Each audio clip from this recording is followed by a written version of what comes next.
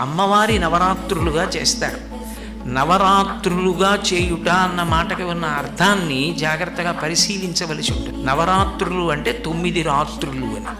నిజానికి 9 రాత్రులుగా చేయడానికి రాత్రుళ్ళు చేసే ఉపాసన ఏం ఉండదు.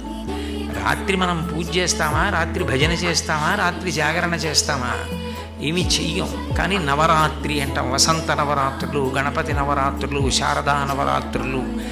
ఎప్పుడు రాత్రి శబ్దాన్ని ప్రయోగిస్తారు. రాత్రి శబ్దాన్ని ఎందుకు ప్రయోగిస్తారు అంటే రాత్రి వేళ ఉన్న వస్తువు ఉన్నట్లు కనపడదు. అది దొంగో తెలియదు, దొంగో తెలియదు, తాడో తెలియదు, పామో తెలియదు. అంటే అజ్ఞానమునకు ప్రతీక చీకటి. ఆ చీకటి పోవాలి. చీకటి పోవడానికి 9 రోజుల ఉపాసన ఎందుకు పెడతారంటే 9 దాటితే 10 వస్తుంది. 10 వస్తే 1 పక్కన 0 అయిపోతాడు.